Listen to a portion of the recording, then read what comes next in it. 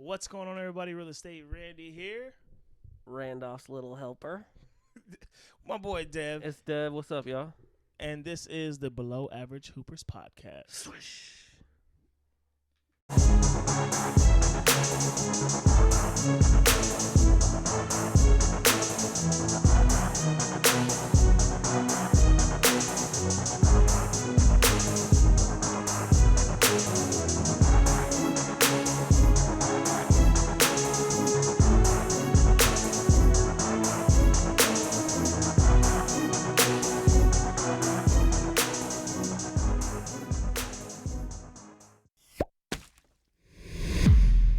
What? Bro, what are you talking about, man? All right, guys. So this week we got a lot of interesting things that happened, but there's one thing that I really have to get off of my chest. What's that, bro? Or should I say Devin's chest? You decided to bring your anal beads today. Yeah, dude. My pearl necklace. What's up with that? What's going on with this? Yeah, y'all were making fun of me when I walked in. What's wrong with them? No, man. I mean, You don't like them? No, it's cool. You don't support breast cancer? Is that what that's for? Breast cancer awareness? 100%. I see what you All did right, there. yeah. Okay. I got this actually at a Spurs game. I went to see the San Antonio Spurs versus the Chicago Bulls, and I was there with my family. I was there with my boy Chris, Big Shrimp. Shout out Big Shrimp. My mom was like, we need a bag to carry all this. We got the bobble. It was bobblehead night. She was like, we need a bag. We need a bag. I went to the Spurs shop. They wouldn't give me a bag unless I purchased something. So I was like, you know what? That necklace looks cool. It's $3. Everything else in here is fucking expensive. Expensive as shit. Let me get that. They're actually basketballs. I don't know if you can see on here. But Oh, no, they look. They're no. basketballs. Oh, I see the indention. Okay. Those aren't scrotums. Those are basketballs. Okay. Anyways, yeah, and I was like, it was like breast cancer awareness going on too, and I was like, let me just wear this. So, Nice. yep, I support breast cancer awareness. I support cutting your titties off. So, Wow. Okay. speaking of cutting your titties off, bro, Okay. I wanted to ask you something else, dude. Transition. Yes, sir. Yeah. What's up? So, we're in the month of October, right? Facts. The last 2 years, I think I told you this already. The last 2 Octobers, I just wanted to watch like something spooky or horror or Halloween themed, like every night of October, just to get into the, the feeling of Halloween. And Yes. I remember you telling me this. and so I didn't do it the last 2 years. I was like, I'm gonna do it this October. So the first like 10 days, bro. After the first 10 days, I'm fucking burnt out. Like I don't want to watch Michael Myers 19. I don't want to. Yeah. I don't want to watch fucking Freddy Krueger, Wet Dream on whatever the fucking new names are. Whatever they are, the Dream Warriors, the Dream from Child. nightmare to wet dreams. Okay. Anyways, bro. So I'm like, I'm laying in bed at like 1:30 in the morning. I'm like, what can I watch, dude? I have my tablet. I just want to fall asleep, but I fall asleep easier with something on.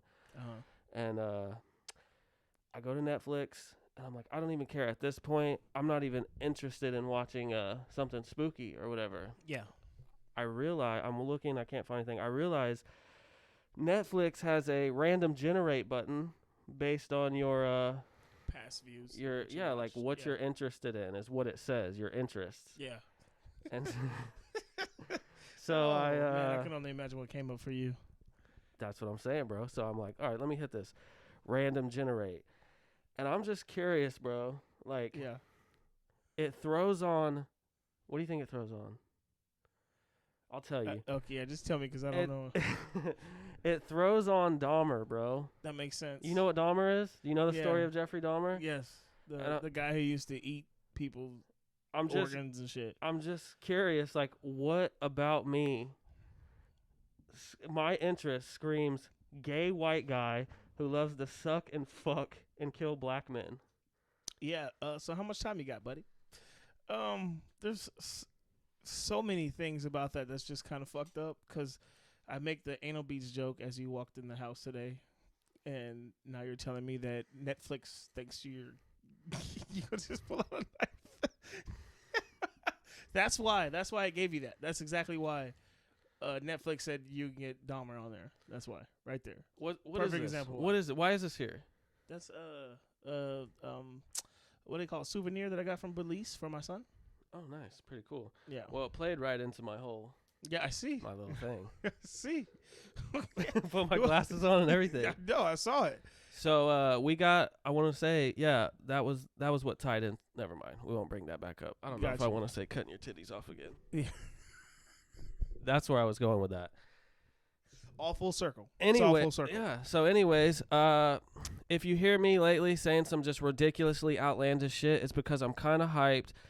We got our first clip that like hit 1K, right? 1,000 views. Well, it's close to 1,000. I don't know if it's at 1,000 yet. Let me check right now. Last time I looked at it, it was like 993 or something. So I can it's take this fucking mask off. What I really wanted to do was just keep it on so you could see like my creepy white gay guy face. Is that what was going on right there? I mean, I also wanted to rep my team, and I got this. My dad got me this cool mask. Yeah, we're at 993 views. Now I can fucking breathe. So 900 what? 93 views. So we're just 7 views away. So go watch that short. Some of y'all go watch the clip. Randy will leave the link over here somewhere, hopefully. Yeah, and I'll put it in the description. So I was just gonna say, like, what is this episode? This is technically, I think, episode 3. Is it? Okay. So we skipped a week. We've done maybe 6 or 7 podcasts, right? Yes. And I was kind of excited when Randy sent me the what do you call it? Not the results, the specs. Of the analytics. The analytics of our views and our likes and all that stuff. And we had one clip that was basically 1,000, and I think that was like after just a couple days. So yeah, and it was just me, if you guys remember, being silly, asking about the dynamic duo in Utah. So go check that out if you haven't seen it. So if you hear me saying some more ridiculous stuff, you know what's up. Clickbait, baby. Gotta pay the bills. Yeah. So did you want to get into the results of this week, or did you want to get right into the unfortunate events that happened to both of our teams? Both of our teams. Let's go ahead and just do the results real quick.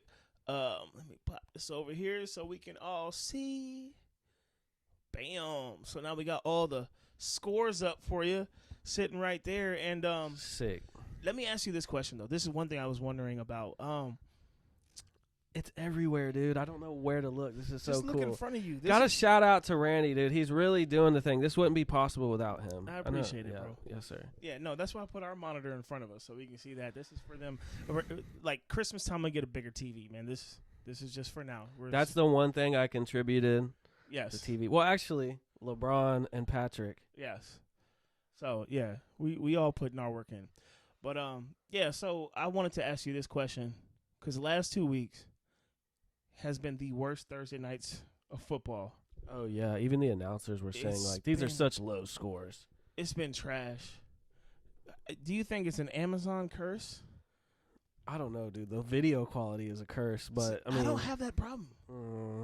Let me know. Let me know if y'all been having that issue. I have not had that problem. When it comes to watching it, I don't have no streaming issues or nothing. I don't know. So the first Thursday night game, the Chiefs versus the Chargers, it was really good quality, and I was like, maybe they somehow know, like, you know how when you select your favorite team, it's like maybe they know about Chiefs, so they give me like the higher quality, like the what's it called? Priority. Yeah. But after that, it just started getting worse and worse, and then I started seeing all these people tweeting about it, and then I don't know. But anyway, do I think it's a curse about the scores? No, just the quality of the game, like how terrible the games have been bad these last 2 weeks. That's what I mean by low scoring, right? Because like usually if the games are high scoring, then it's usually like a more exciting game. Not just low scoring; it's just like just everything, man. Like nobody can run the ball, nobody can pass the ball. It's like just trash. It's like watching a fucking JV team out there, or might want to watch a JV game instead. Hell yeah, here in Texas you got some good ones. To answer your question, I do think that I referred to the second Amazon Prime Thursday night game, which was Steelers versus Browns, as the Ass Bowl. Yep. And then who could top that better than the Broncos and the Colts in the next game, right? Yep. So that was Ass Bowl number 2. And we had the Commanders. Oh yeah, who's the Commanders?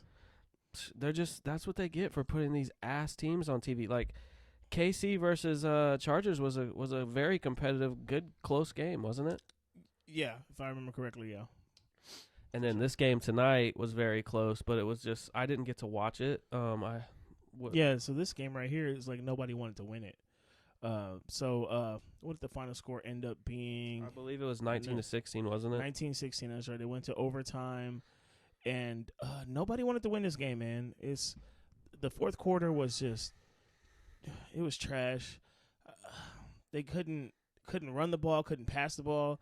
Neither team. They've had some. It wasn't a good game. I'm gonna just say that it wasn't a good game. I feel bad though because I was like really looking forward to see what Russell Wilson could do in this system with a good defense, because he hasn't had a good defense in a long time. Mm-hmm.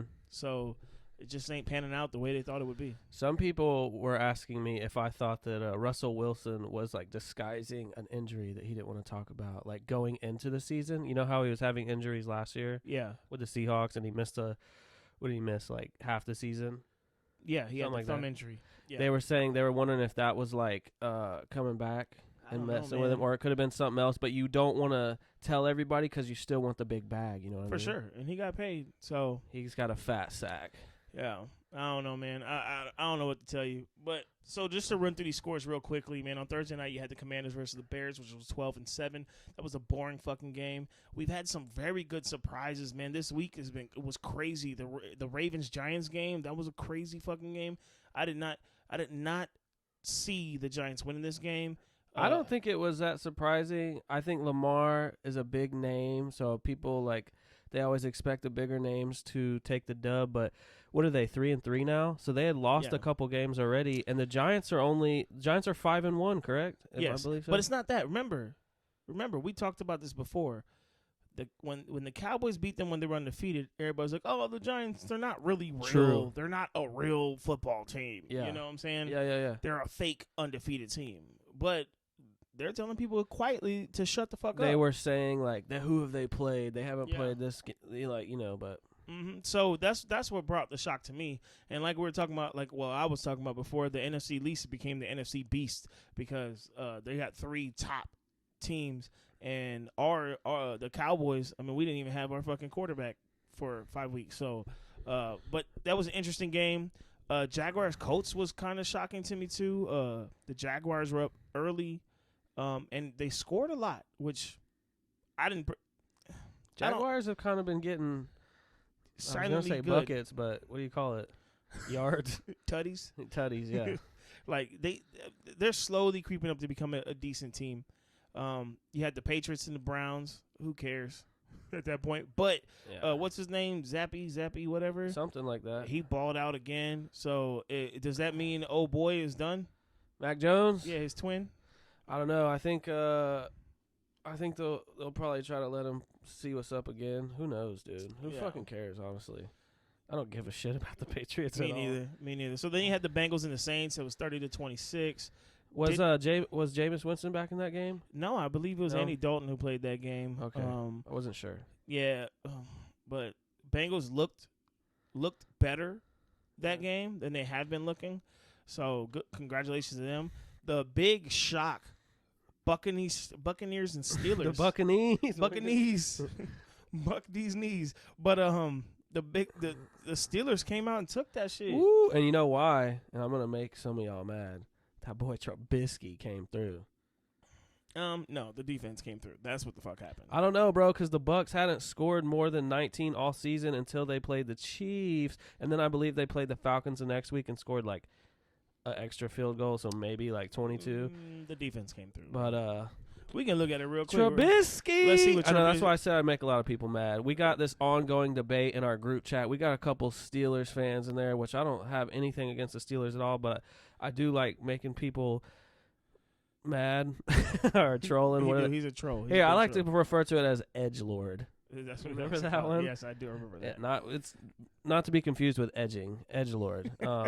Look it up if you don't know what that is. He had a solid game. 9-12, 144 yards. So he threw for more yards on a higher completion rate with less attempts than Kenny Pickett. Yeah, but who thought Pickett was about to do anything? A couple people in the chat were like, "I'd rather did they? Kenny Pickett start." See, Yeah, that's but what I'm saying. You didn't see it, but but here's the thing: if y'all are watching, I love you. No hate to y'all. I love y'all. But here's the thing: look, they got Buccaneers had more yards.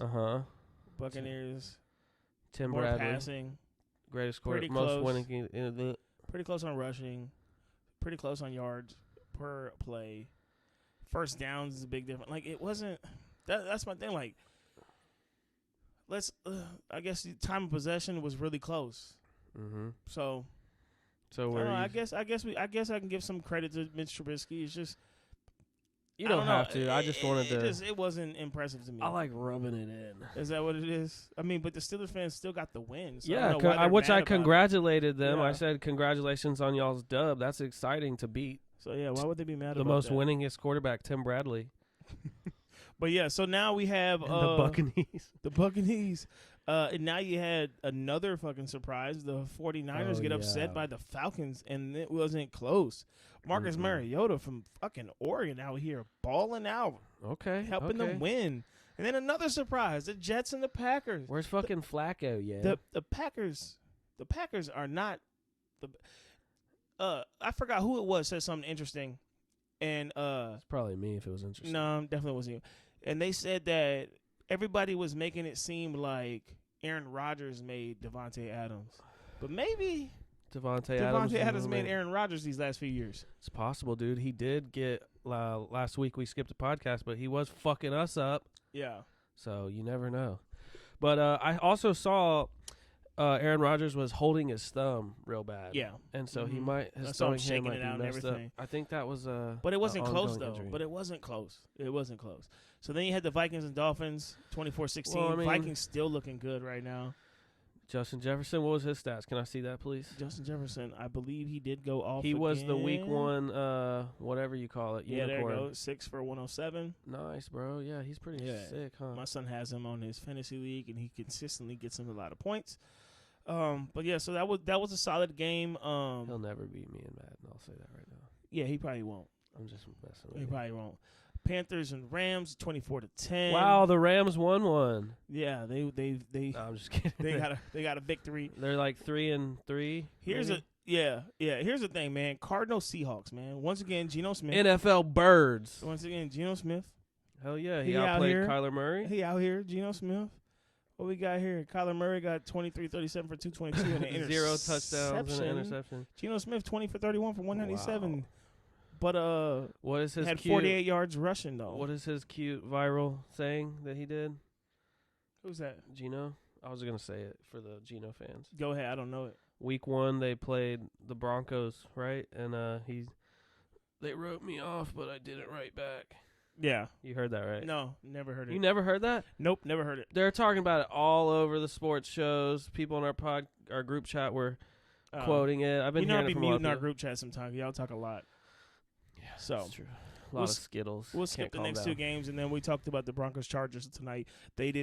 Nobody wanted to win that game, so that was what I want to say, bro, about Russell Wilson, dude. Last week, I mean, a lot like we were talking about. A lot of people expected a lot out of him, right? Yes. And last week it was like a very, very disappointing. Was it last week they played on Thursday night, or was it before that? I don't know. They played the Colts 2 nights ago, maybe. Yeah, the Colts. Or 2 weeks ago on Thursday Night Football. Yeah, no, it was last week. Yeah, that was the Colts Broncos. And it 12-9. And it was just like a very disappointing letdown. And his post-game interview, this was so funny to me, dude. He's like talking about it, like everybody, you know how when you lose a game, you're supposed to win, and you sign a fucking $260 million contract, and you're supposed to be great. And like he doesn't really do anything, or like he does his best to give the fans hope. And he's like, Broncos Nation, let's ride. Let's ride. Like that's supposed to like solve everything. Can you just that fixed it all. Can you just imagine if you were able to use that in life for like other like all right, so you're like in the delivery room, right? And the doctor comes out with your son and he's like, "Sorry, we went to snip the umbilical cord, but we accidentally got his penis." Yeah. Let's ride. Broncos Nation, Stevens family, let's ride. And you're just supposed to be cool with it, you know? Yeah, I go to my my apartments and be like, hey, look, I know I was supposed to pay you rent this month, but I ain't got that shit.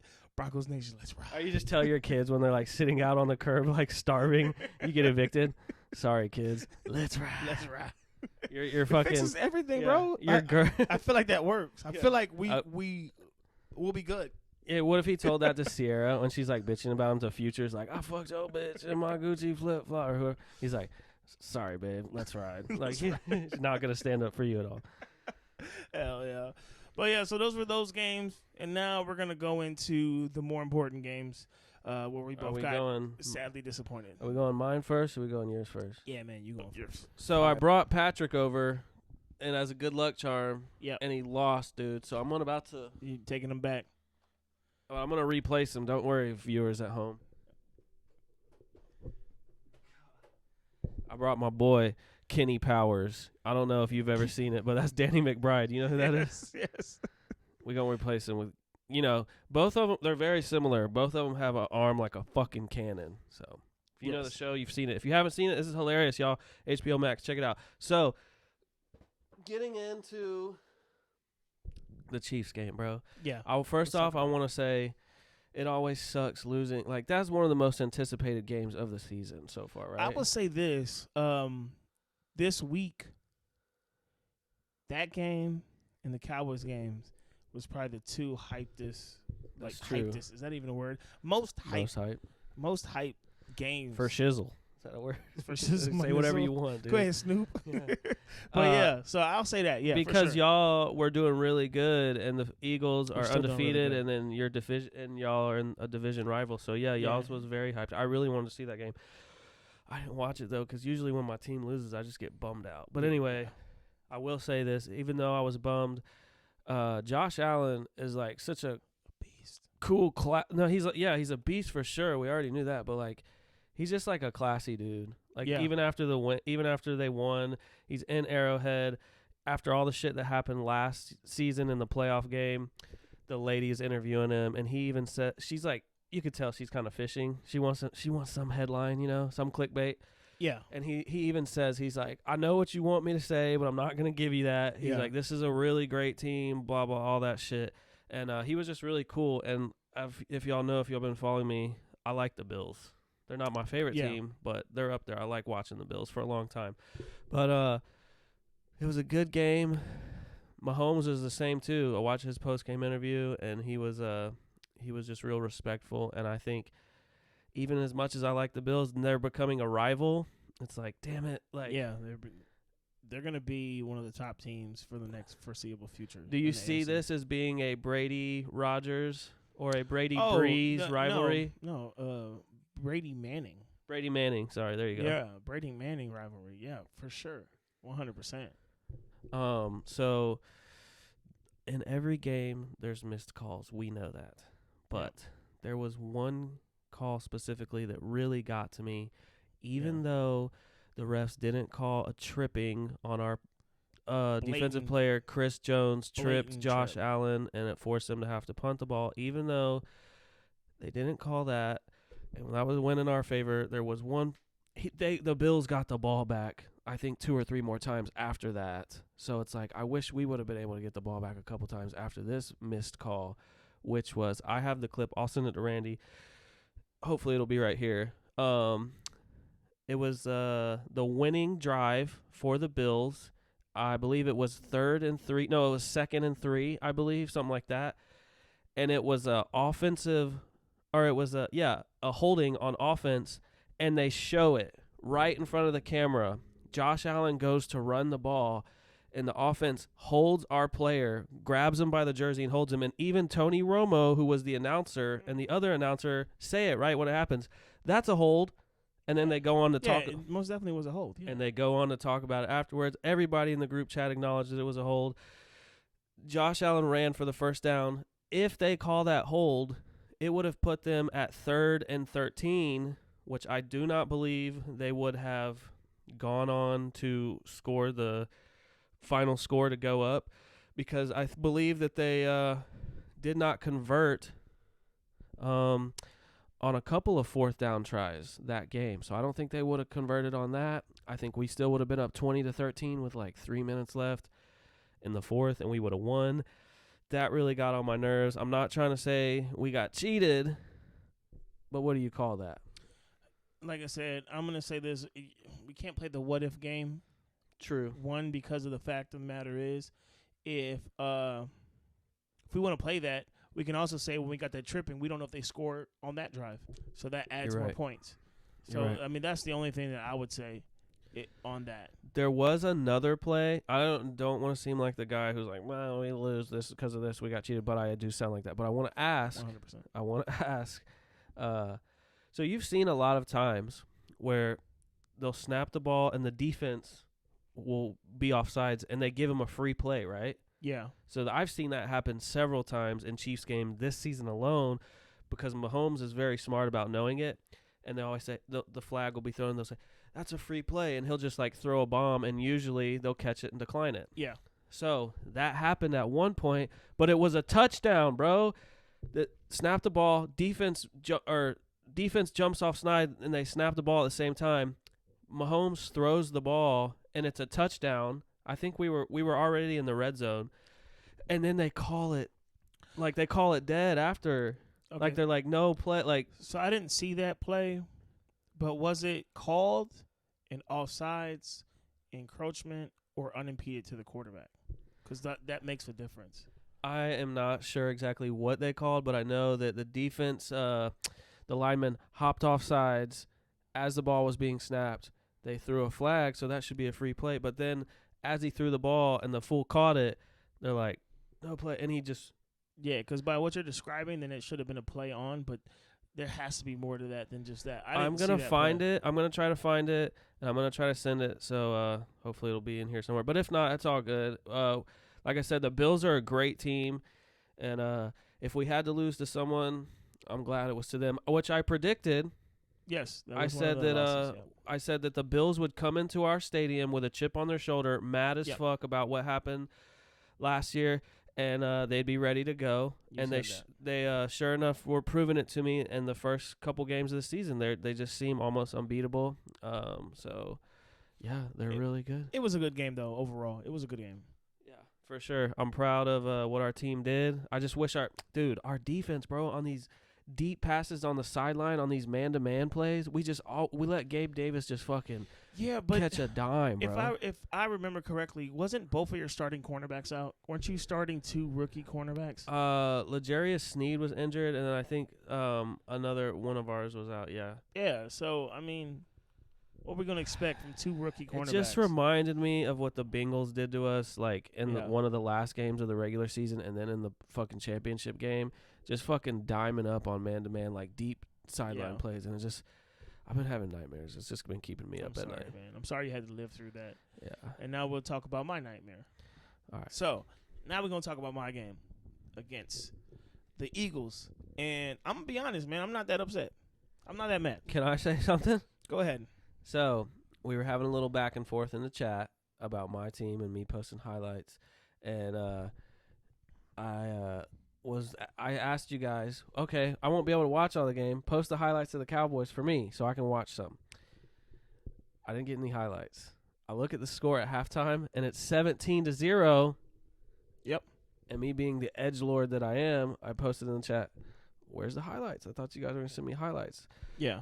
I was trying to rub it in for what you guys were doing to me. I'm sorry. I wanted the Cowboys to win. Oh, I know you didn't see it. I know you didn't see it. I literally tell you. See, here's the thing when it comes to the chat, okay? What I was saying to you, see, I know. He likes to post it on his Snapchat story for everyone to see. He likes to put it to a Snapchat story. Yep. He likes to send it directly message to me. And then he also likes to put it in the group chat. So he's sending the same videos on all 3 different ones. And I'm like, bro, we don't need all these damn highlights. In my defense, though, I'm sending them to the group chat, which excludes you because you said you don't look at the group chat. I just check it every once in a while, yeah. So I send them also to you to also not only to show you, but also to be like, get you like, oh, hey, yeah, I am watching the game, which is what you said. So here's what happened. But you roasted me in the chat about it. Here's what happened. You were like, you fat motherfucker, I'm not a Kansas City fan. I don't want to see your bullshit. No, so here's what happened. This is what happened. He didn't because say that. you sent it to me. Yeah. And it does notify me when you send it to me individually. I click on it, but you then posted it into the group chat. So then it made me open the group chat one. I thought I was responding in my personal one, saying like, bro, I don't need you to send me the highlights when I can see your story. It's fine. I was joking. Is what I saw. But then, we just start going off, and then I just start fucking with him, and I realized because he's the biggest Edgelord. Yeah, whatever. And now I realize what makes him upset. I wasn't upset because he goes into the chat and he was like, "I thought this was a sports chat group chat where you could just you said sports. We can talk about sports and I can send stuff and then I guess we just make it I forgot what the fuck he said. I was like, oh my god, I got this nigga mad right now. I was feeling kind of like toxic because we were getting fucked over on these calls. I felt like. And then y'all were all shitting on me. But I was going for them. But then I did do some petty shit, though. When y'all missed that field goal, I posted that highlight. And I was responding, I was like, that's obviously a low light, ho. It's like, no, for who? It's a highlight for some people. It's like, it's only your highlights and you get the post? post? And I said, no, it's a low light or it's a highlight that we missed the field goal for people who haven't won in this era with this team. So I kind of tried to reverse it back. Did nothing. Even though the Cowboys have more rings. We're a dynasty. Yeah, and Steelers, Ben Roethlisberger. Yeah, you got your rings. It was mainly the Cowboys and the Steelers fans in there. But I let everybody know I was just joking around. I love all y'all. Yeah. So, but no, it was fun though. It was a good time. But back to when I'm watching the game, I'm disconnected from everything. I don't fucking get on my phone. He had on his Cowboys sleeve. That's what he told us. No, the koozie. Oh, I thought you meant like a shooting sleeve or a throwing sleeve. I forgot. I couldn't remember what it's called, and plus I can't spell koozie. So I was like, yeah, the beer sleeve. No, foreskin. Yeah. That's what it's called. Exactly. Isn't that what it's called? So, I have no idea. So I had that's what I was saying. I had my jersey on. I had my little koozie, and what else was it? And I got my shot glasses. We can take shots every time we score touchdowns. Yeah, I thought, and you didn't get drunk at all that day. No, I'm just kidding. So, he had his cowboy boots on his hat. Anyway, I looked at the score at halftime. And I was like 17-0. Wow. So I had to try again, edge again, troll again in the chat. But anyway, I didn't get to watch the game, but I looked at the final score and they lost by 9. Correct? Am I right? It was 27-9. 26-17. So it was a respectable score. They made it respectable because I was like 17-0. That's going to be a blowout. Yeah, and then we came back and got it to 20-17. Yeah.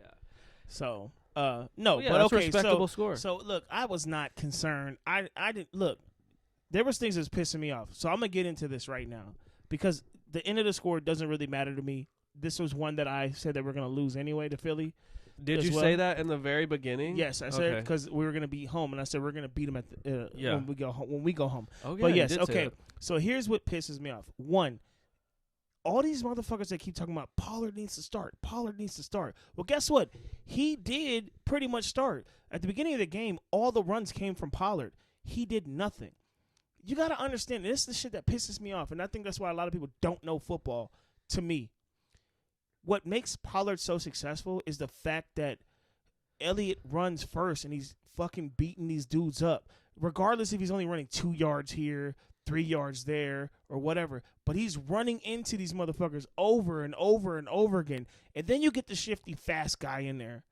And then he takes off. He gets these big plays. That makes a lot of sense. He didn't get no big plays running the ball. He did not fucking run, and he only had 11 carries at the end of the day, but the beginning of the game, that's how they started. Zeke went off. He only had 13 had a touchdown, carries. Didn't he? Yeah, he had 13 carries and had like 80-some-odd yards. He should have got the ball more.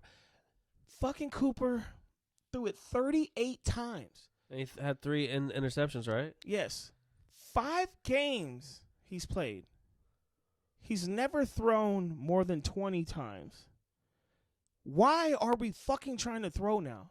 Why did we do that? Yes, we were down 14-0 pretty quickly, but we still had fucking 3 quarters left. Run the fucking ball. I don't know. Yeah, blame the fucking guys that y'all always blame. Blame the offensive coordinator or the coach or the owner or whoever.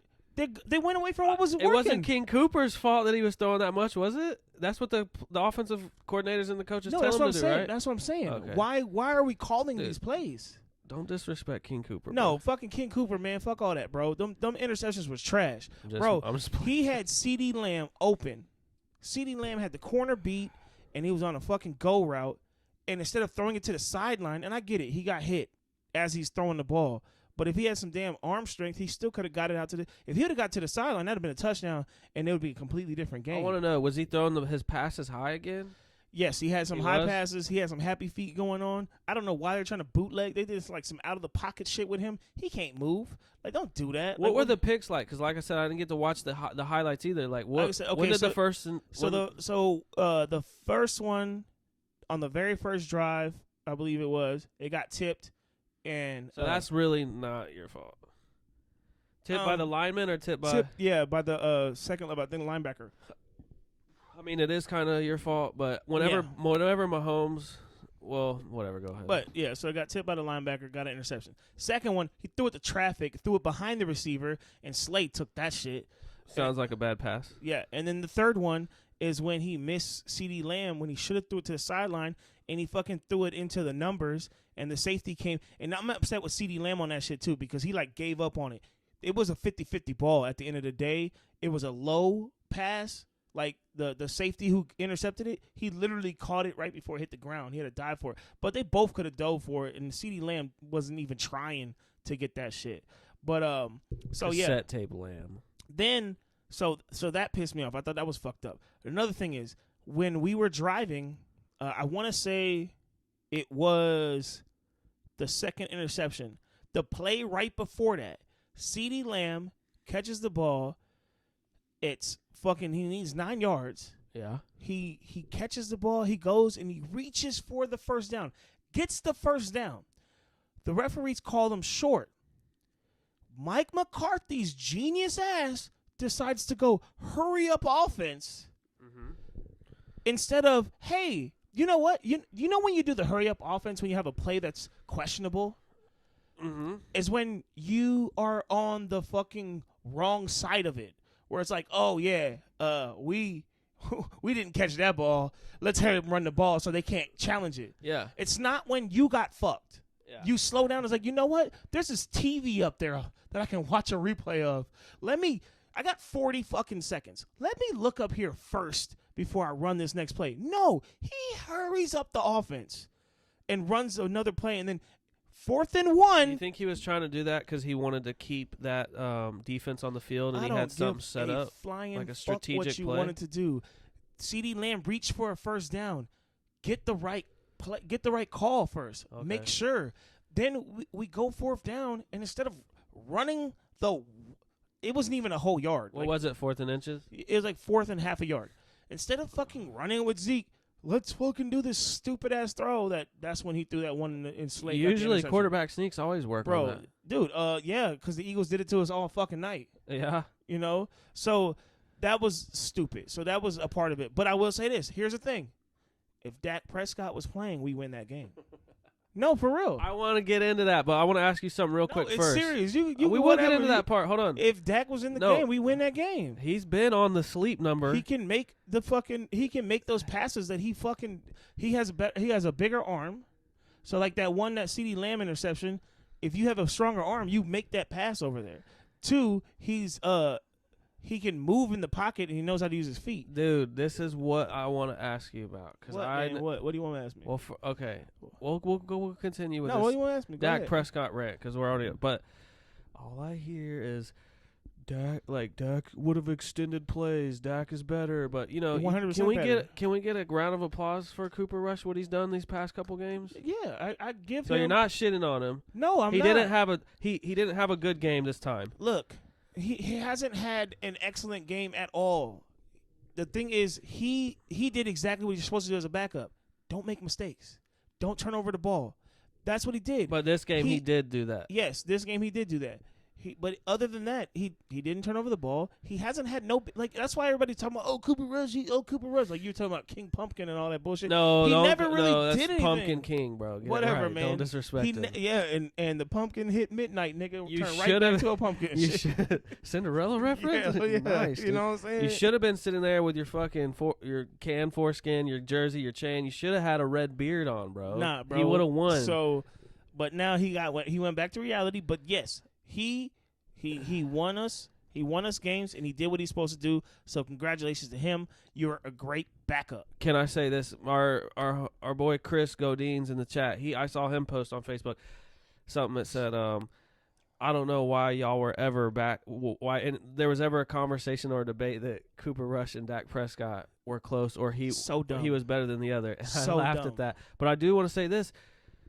This kind of sets it up perfect for y'all to make that argument. Like, isn't Dak supposed to be back soon? Yeah, he said he's going to So play that will look good on him if he comes back and wins, because there was like a question. No, the only people that had that fucking stupid ass conversation, people who don't know fucking football. That's white guy. Like, seriously, Cooper Rush, okay, y'all remember when Tom Brady came in for Drew Bledsoe? I mean, and it was like game time manager and shit. Like it was yesterday. He was. Dude, it was he like wasn't making the most. 29 years ago. He wasn't making the most spectacular plays and shit. He was just doing enough to win games. They had a great defense. He was doing enough to win games. The thing is though, he had plays that made you go like, oh shit, there might be something there. Yeah. Cooper Rush didn't have one play like that. Well, I'll say he had solid plays, but not one play that he had made me be like, "Oh shit." I'll say this, and I know a lot of other people have said this, that your offense runs a different type of scheme when Cooper Rush is in, right? So I like the style of Dak Prescott. He can run. He's mobile, right? He's more powerful. He's cooler. He's blacker. He's all the cool shit, right? So yes. I think, why don't they bring him back in but run that scheme? That's what I'm saying. But this is the shit that irritates me about the Cowboys, and we've done this. Are they giving him too much leniency? They want him. Are they Andy Reiding him? I think they call these pass plays for him. I think they do that shit. I think they fucking call these pass plays. And like you said, remember, we talked about this before when I said everybody's talking about Zeke fell off. No, the fuck he hasn't. His carries have dropped. His but yards he was injured though, right? His yards per carry, no, like wasn't he injured last season? Like he wasn't full 100%, right? No. Like I said, he's averaged over 4 yards per carry pretty much every year he's been in the league. The difference is his number of carries have substantially dropped as they made the offense more centered around Dak Prescott throwing the ball. That's all that was. It had nothing to do with anything else except for the fact that they want him to throw the ball more because they want to be. They believe in him. They want to be the greatest show on turf or some shit. They believe in him too much. Well, like I said, you paid Zeke all this money and then you don't use him. But was he really not? I know I just asked that and you just said no, but he wasn't like coming off an injury last season. Like towards the end of the season, but that had nothing to do with him not getting carries. That was later on in the season. Well, they might just naturally not go to him as much because of his injury affecting his. No, bro. Okay, what about the year before that? I don't know. Like I said, like no, I'm not a diehard Cowboys fan. I don't know everything. All of a sudden, they want to fucking throw for 4,500 yards a season and shit. So you think they're putting too much belief into Dak? It's not about belief in Dak. I think they're just trying to, instead of running to our strengths, I think we need to be a balanced football team, passing and running the ball. Of course, I agree with you. I think the numbers should be almost down the middle.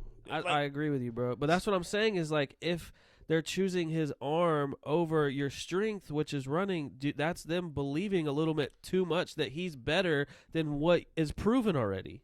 And when has he proven that the arm is better than the rushing? He had the problem is.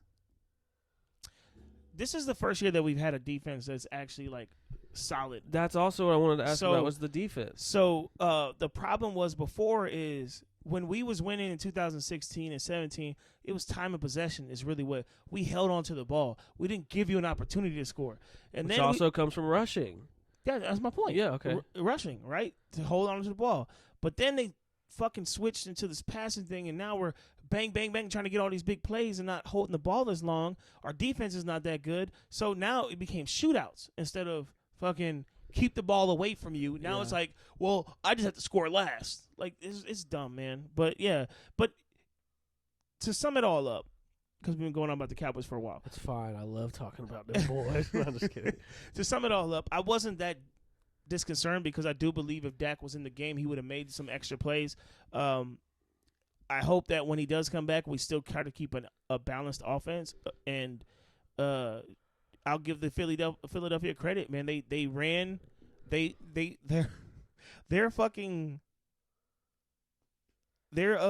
mission on offense was to not block Parsons. Well, and it fucked him up. They are undefeated. So, I mean, you can't be like that bummed, dude.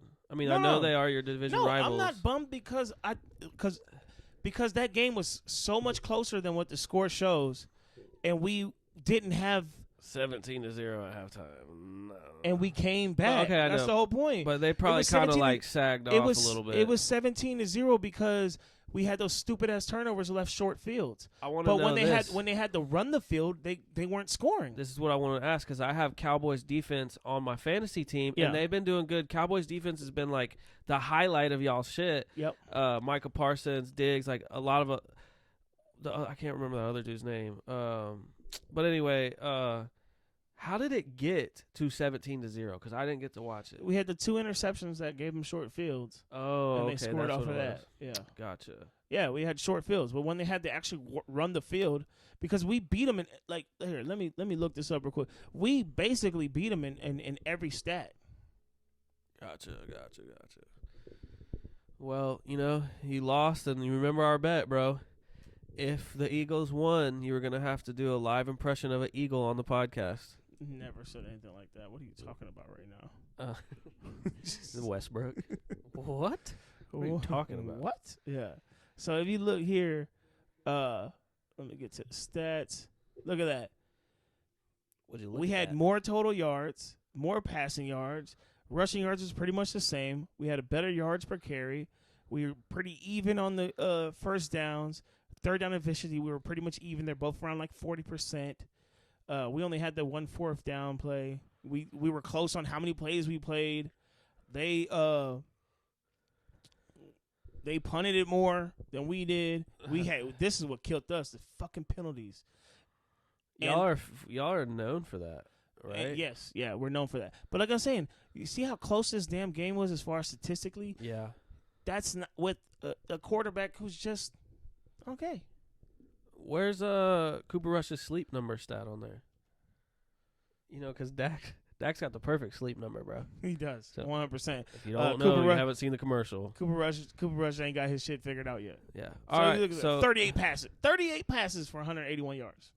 Yeah, man. Come on. Well, sorry you lost it. You It's predicted it. Yeah. I predicted mine.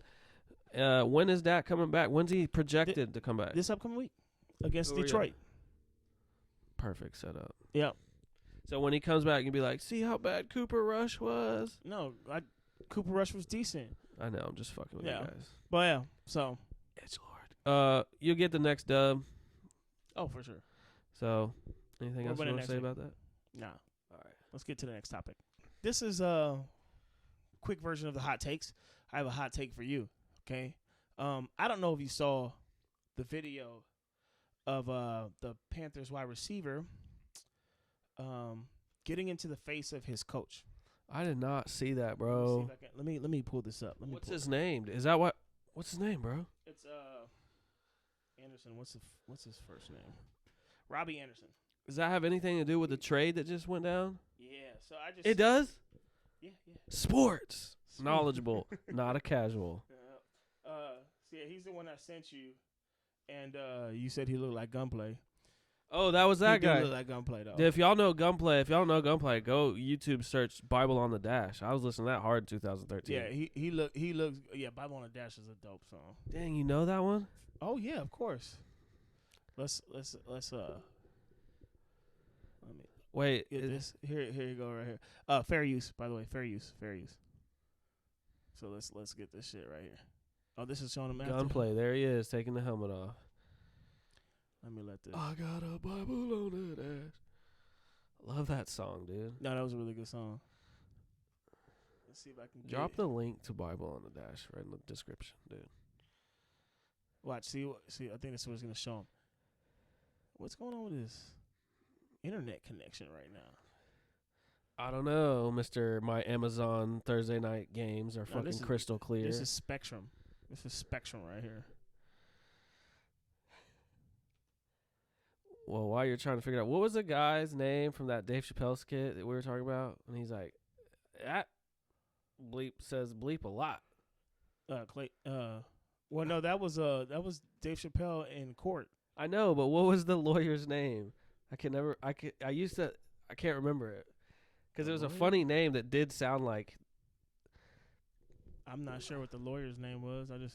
I'm trying to remember who they were asking about. Now that I think about it, Dude, what? You guys know the skit and know what we're talking about. Drop it in the comments below. The that's guy's what I'm name that he says that. Bleep says bleep a lot. Fair use. Okay, man. Why they got this thing in front of?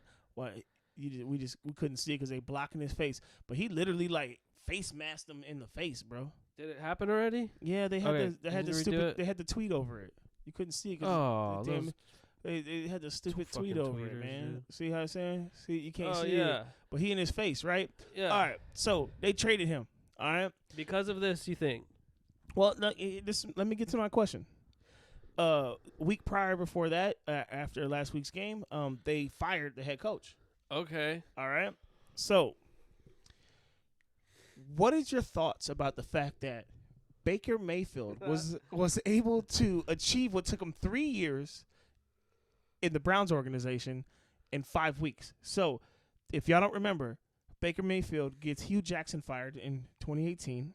He gets Freddie Kitchens fired in 2019. So we have that similarity. He got the coaches fired at both places.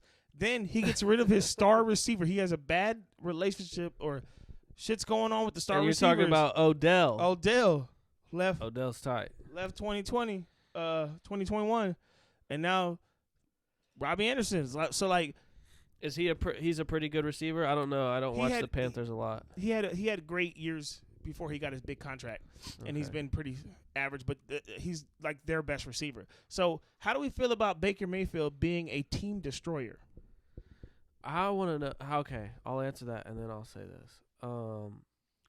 First of all, I don't like Baker Mayfield. Oh, you love him. No, I don't, That's bro. your guy. I don't like him at all. That's your guy. We don't have any sort of what are you complexion connection. Is that is that why you're asking me? No. You think we have some sort of complexion connection? No, man. I just know how much you liked him when you know. I don't like him. I've actually threatened to fight him on the podcast. You like it, the fact that he's a walk-on and became. No, you want to talk about you're famous for saying, well. What's up? Some places, some leagues, some organizations do, I believe, give certain leniency to certain types of people. Yeah. People. The complexion for the protection? Yeah. Yeah. Dana White privilege. Yeah. And I feel like Baker Mayfield is probably receiving that. Yeah. Because if he's a locker room toxic, what is it? What's the saying? Distraction? I don't know. Yeah. Well, yeah. He's just a toxic to the locker room, but I know there's a saying about that. But I feel like if he's done that, where he's done that twice, and he's doing it even now faster. On another team. 5 weeks. Why is I guess 6 weeks. Why is he being? Why not do something with him? Well, I mean, why not ship him out? The Panthers just got him, so they're like, they just want to roll with him. But I don't think he's starting anymore. I think he already got benched too. Did he? Yeah, I think so. I just found it very curious because like there's some people that's out here, these Baker Mayfield. I think they're in defenders, and he's just another Johnny Manziel. Yeah, agreed. I think we said that too. I think he's kind of like they might be in the same situation as the Lakers. They got Westbrook, but they're like he's got a big contract. He's projected to be decent or good, but like we can't really trade him. We already gave him this contract. Like, what do we do? What do they do? Do they continue to let him play and hope he plays good and increase his trade value so that they can get something in return for him? See, now you just skip to my next. Or do they bench him, bro? You just skip to the next thing that I was going to I know, bro. Great ideas are all I have. Is that what that is? I mean, I felt like you're like, dang, bro. Like, you know exactly what you're talking about. Yeah, I was going to go. That's one of the questions I had for you next. Let's hear it, dude. Was okay. The one thing I do want to ask you too, and I don't know if you're aware of this. You know what other quarterback was in the draft class that Baker Mayfield got drafted in? No, not off the top of my head. Wait, what year was he drafted? 2018. No. Josh fucking Allen. Nice, bro. The Browns could have had Josh Allen. Wow. But they picked Baker Mayfield. Well, Josh Allen, if I'm not mistaken, he went like 7th round, right? Something like that. 7th round, 7th pick, or just not 7th round. Google it, dude. Yeah. Josh Allen was drafted number 7th overall. Oh wait. 6 was drafted. Allen went to the Bills. Buffalo would trade up from 12 to 7. Yeah, they got him 7th overall. Saquon Barkley was in that draft too. Oh, Sam Darnold. I didn't even realize Sam Darnold was in that draft, and he got picked up before Josh Allen. Jets are kicking themselves in the ass too. So, but yeah. I just thought it was interesting. I was just wondering if you thought he was this a cancer to the locker room. Is that what you're looking for earlier? A cancer? I mean, full circle, sure, but that's not what I was going. Okay. That's not where I was going with it. Okay. But yeah, it might be cancer. Yeah, locker room cancer. That's probably what the saying is. All right, bet. Now, we'll go to my next question, and then you can ask yours. All right, man. So here's my next question for you. All right, what's up, dog? You got talking to Mike, man. We can't hear you. What it do, player? Okay, so here's my next question. It's going on to the Russell Westbrook. He was benched for the last preseason game. Okay. And then that doesn't concern me at all, but and then mysteriously pulled a hamstring. Oh. After playing short minutes. Okay. Maybe he was benched because he had like something going on and like it triggered it playing, so he got benched. That's what you think so? It's possible, but I also I also think that it's a preseason game and they're like trying to rest their starters before opening night against the defending champions. Well, they've played 20 minutes in a game. They've played some minutes. Okay. I just thought it was kind of funny. Are you alluding to the fact? I just think it's funny. You get benched, and all of a sudden you have an injury, one that you can't like disprove easily. Okay. My hamstring. So are you saying Westbrook is saying it? Oh, you're saying Westbrook got benched, and then he's saying it's because of my hamstring. I'm saying he gets benched, and then all of a sudden he hurts his hamstring in the game. He played like a couple minutes, and like 3 minutes or something like that, and then he complained about his hamstring. That is also very possible and plausible. Because let's think of these other things that happened. I think my two things were very good ones also. let's think about these other things that happened. So they had the where all the team was huddled up and he went off to himself by the side, which he did come out and say that he's like, I've been doing that. That's my routine. That's what he says. Yeah, that's what he says. Also, one of his routines, also since becoming a Laker, was like LeBron James would like snap the ball to him. Yeah, Hut. Yeah, so. He always has done that with everyone. Yeah, but that didn't happen. That was what I'm saying. It hasn't happened. So, like, is it routine, or are you being a bitter bitch, or what? Well, there was also a play in that same game where he did the breakaway from the huddle thing during the announcements or whatever. Yeah.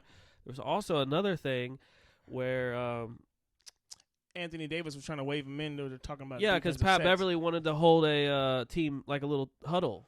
Yeah. Like, hey, come here, let's do this. Yeah, it was like a timeout on the court, and he was trying to like, hey, come here, and he just like. And I believe it was after, after Westbrook fouled someone or someone? Westbrook fouled someone, I believe. Yeah. And Pat Bev was like trying to be I'm the new sheriff in town. Yeah, I'm big dog. Yeah, come over here, which is cool.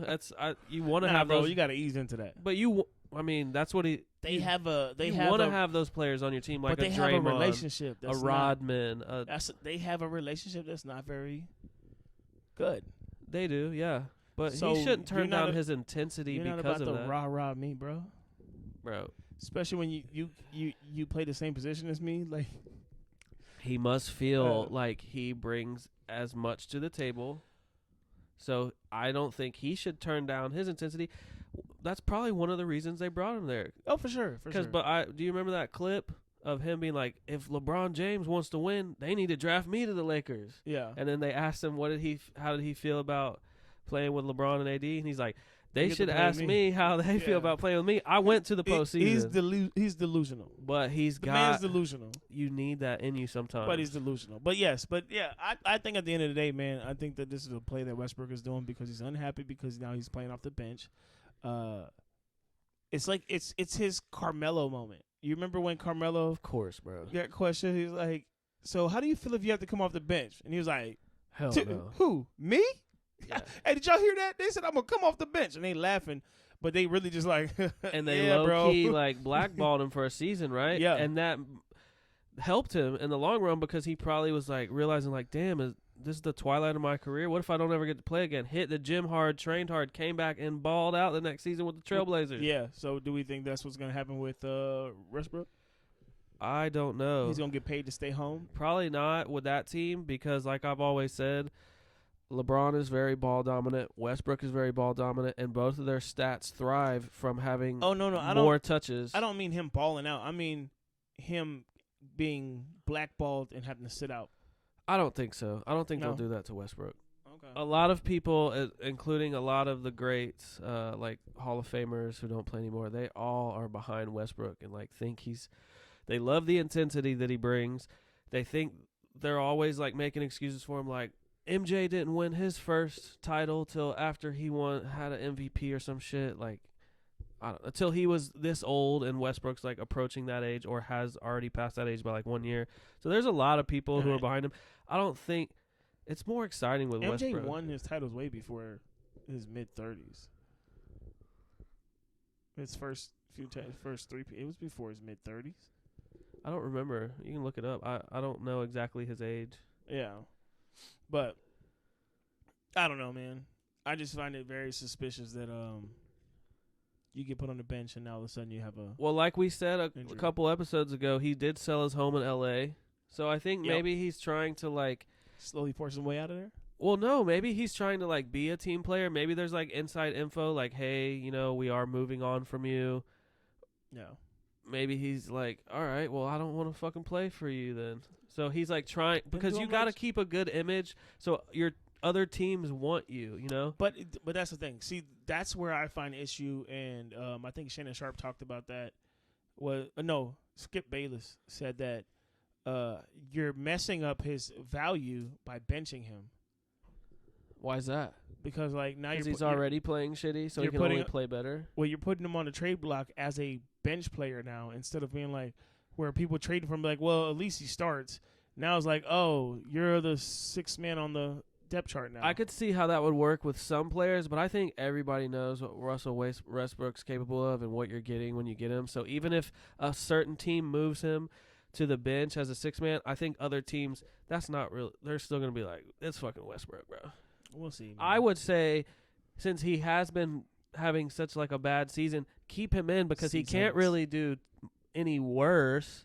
So let him try to look better so that you can get more out of him. That's what I would do. See, but that's why I think putting him on the bench works out for his benefit and have him be opposite of when LeBron's in, so that way he can't handle the ball because he's not going to play well without the ball. Well, I agree. I think he should play in a second unit or a unit where LeBron sits more, and we're not benching LeBron. So hell no. That's why I was like, it's not going to work. Like a lot of people, they'll get superstars and they'll be like, it's not going to work. There's only one ball. Well, it's like certain teams like the Warriors, like KD, Clay, Curry, it did work because they're all like great shooters. Yep. They don't, all their stats and all their shit doesn't look good from passes and shit. One of Westbrook's strengths was he was a good dimer. One of LeBron's strengths is he's probably the best passer in the league, Yeah. I don't want to get too deep in that, but I think that Westbrook's passes diming is a little bit overrated. Well, when he plays with not as good teams, he is the primary ball handler. Yes. So most of the buckets, a lot of them come from him driving and kicking or passing the ball out. Or just dumping it down. Yeah. Yeah, that's what I'm saying. And he always played great with a great center where he could just either attract a double team because he's fucking hauling ass down the lane and he just gives it to Steven Adams or Capella when he played with them. Mm-hmm. But yeah, they're not doing that with AD. Yeah, because AD don't play that game. That's not the game he's playing. AD doesn't even play center for the Lakers. He plays power forward. So, but yeah, I thought it was interesting to see. I wanted to hear your take on that. I like Russell Westbrook. I know he's known for like horrible bricks and turnovers this last couple seasons, but I think he's cool. Well, I will say this real quick. We did bring up something that was like last week or 2 weeks ago. It was like he has more points, more rebounds, more assists, more blocks, more steals than Steph Curry. So if you don't have him over Curry, why would you have LeBron over Jordan? And you said something about, well, what is his turnover rate? Yeah. And I was like, well, what does that make a difference? Because it's the Brett Favre effect. But can I say this? Who has the most turnovers in the NBA history? Who would you think? I have no idea. Guess. Well, what was your argument? Let me ask that about. It's the Brett Favre effect, where it's Brett Favre had the most passing touchdowns, but he also had the most interceptions. Okay. No one ever said Brett Favre was the greatest quarterback. Well, I'm not saying Westbrook is better than Curry. But no one. Okay, but no one would have put Brett Favre over. I guess at that time, who else was a quarterback? Peyton Manning. Who else was a quarterback? No one would have put Brett Favre over like a Steve Young, Troy Aikman, just because he was the gunslinger and they loved his playing ability and shit like that, but no one would have said he was a better quarterback. So that's why I don't like your argument about statistics don't necessarily always show what's going on, because like a lot of his passes were during junk time when OKC was losing very badly and the other team was like, it's already like, it's like when a quarterback had 112 yards the whole entire game. They're getting blown out by 20, and now they're just trying to pass it, and the defense plays off. And now all of a sudden he got 170 yards in the last. His first several seasons were with KD, and they didn't really have a lot of junk time. That's before he had his triple doubles and stuff. His triple doubles came after. But they I'm all saying left. he made the playoffs twice when KD left, so he's still in the playoffs. Yeah. So it's not a lot of. I mean, there's games you lose, but it's not a lot of junk time passes like you're saying. Like I said, man, a lot of his stats was empty calories. Like what I'm wondering though is this. What they say is, he's a stat stuffer, but he doesn't contribute to wins. So could you say that about King James? No, because his stats contribute to wins. But he's lost too. So a lot of but his stats contributes to wins. So did Westbrook's a lot. No, that MVP back-to-back MVP seasons, bro. But hold on, this is what I wanted to ask you. What was the point of bringing up the turnover? How many turnovers did he have that day? Because you were trying to use that he got more points and more whatever to make that you can't put Curry over. And I was like, no, that's not true. I don't believe that, really. I'm just saying what that meme did bring up an interesting point in the GOAT debate of Jordan versus LeBron. How so? Just because one player has higher stats than the other player doesn't make him better. So you can say the same thing about just because one player has more rings doesn't make him better. Not necessarily. Yes, you can. Okay. But listen, this is what I wanted to say in your turnover thing. So is 6 the most rings?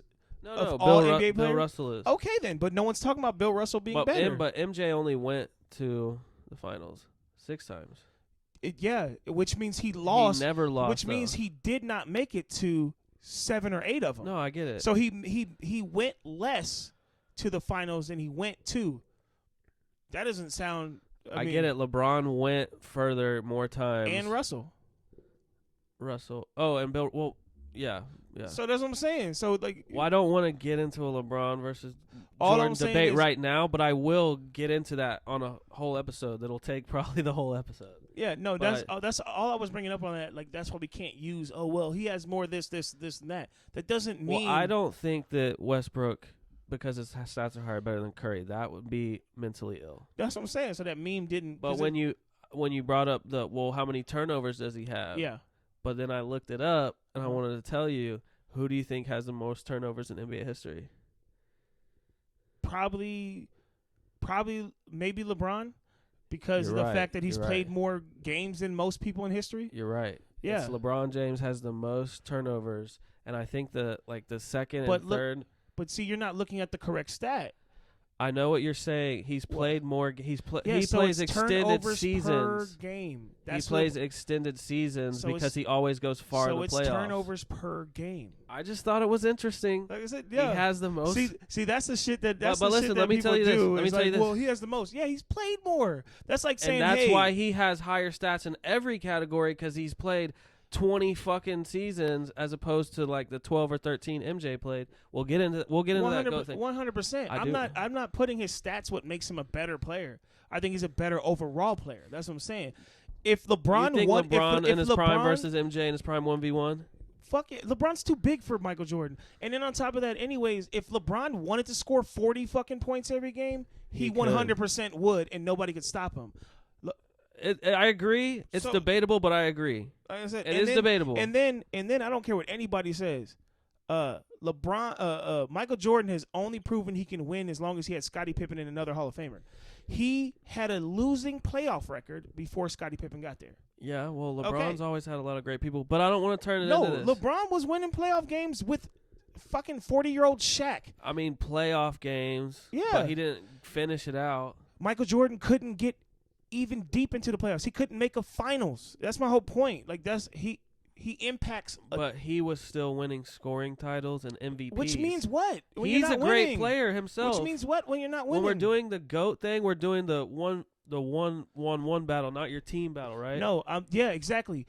One-on-one, right? But that also means what is your impact on the contribution of your team being a winning team? When LeBron was with the Cavaliers, which is the team you're talking at the about, very beginning of his how career, many MVPs, how many scoring titles did he win? Single person attribution, whatever you call it. Could Michael Jordan had taken the team that LeBron took to his first finals? Could Michael Jordan have taken them there? Hell no. Possibly. No, he couldn't do it. Why not? Because he needed an all-star, 2 all-stars. Scottie Pippen was the number one. Was a rookie. He was a rookie. Scottie Pippen was still one of the top small forwards in the league, and Horace Grant was one of the top power forwards in the league. Like, he had top players, so it just who was a second fucking scorer on LeBron's team? Was it Dwayne Wade? No. For the Cavaliers, the one he Okay. got to the finals. Was it Devontae West? You know, the guy with the crack guy? Yeah, the crackhead dude. Or Go was ahead. it Shit on him for having a drug addiction it- while you're at it. Hey, I'm just that's a kidding. personal choice. I'm just kidding. He didn't have to. He smashed LeBron's mom. Yeah. that's the rumor. And then who was the other fucking guy? He had who knows? Ilgauskas? Who knows? Was it Ilgauskas? Like I The said. tall white guy? Is that what you're talking about? Yeah. Ilgauskas? Like I said, nobody knows these people, but Well, he took listen, that team to okay, a finals. We are taking this into the debate that I didn't want to get into, but I do want to get into. You brought it up. But listen. Well, I know you ride hard as fuck for LeBron, so it's hard for you not to get into it. I You brought it understand. up. Listen, I have points that weigh out why I think MJ is a GOAT, and then I have points that could sway a lot of MJ fans and their GOAT thoughts into the decision that, wow, maybe LeBron could be the GOAT, or that debate is easier for them to understand, which I will get into. But I will say this real fast just to end that. I watched a lot of those San Antonio versus Cleveland Cavaliers finals games back later. Yeah. And a lot of those times, the games were, because it was 4-0 as a sweep. Yep. The games that were really close until the end, LeBron played terrible.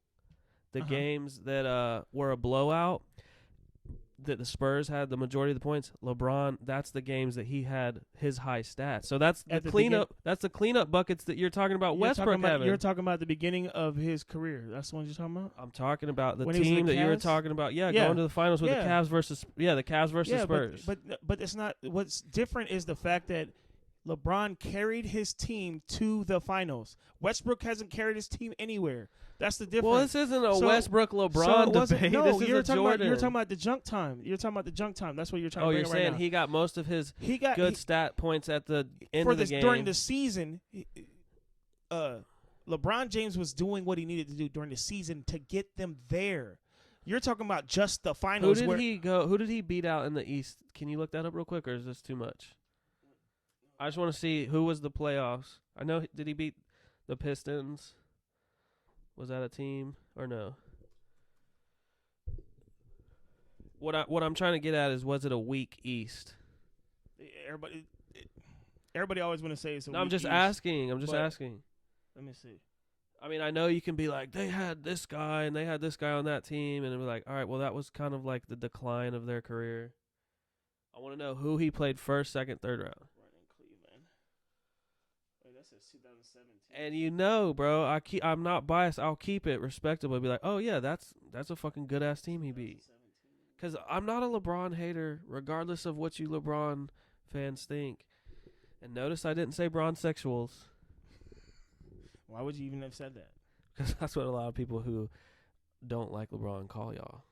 All right, yeah. So it was the Pistons. And who was on the Pistons?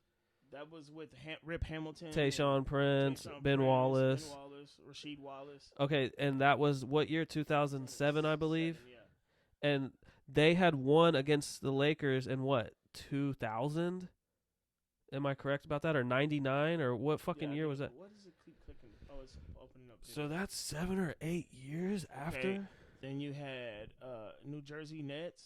But I want to say against those Pistons, they had beat the Lakers in I can't remember what year. So that's like a good amount of years after their run. And then the Phoenix Suns. So you said the Nets, who had Jason Kidd, who's only one of the greatest point guards of all time. but really, And, no, when he was with the Nets, he was still killing it. I don't want to hear I that know he shit. was, but Jason Kidd is not looked at as like a dominant superstar scorer. He was known for his passing abilities.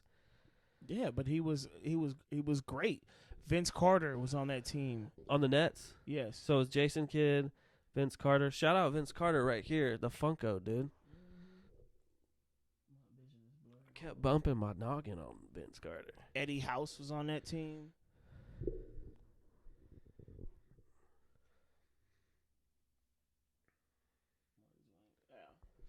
Okay, who so we go after that? virtually. I don't understand what your point is to this. And so what was the last team? And then it was the Phoenix Suns, and that was Steve Nash and Amari Stoudemire. No, they weren't up against the playoffs. West teams don't play East teams. That's San Antonio. That's who San Antonio won against. I want to know Sorry, who I went to the wrong LeBron's Eastern Conference Finals matchup was against. It wasn't the Celtics or the Wizards, was it? Jersey. It's definitely not the Celtics, right? The finals was against the Pistons.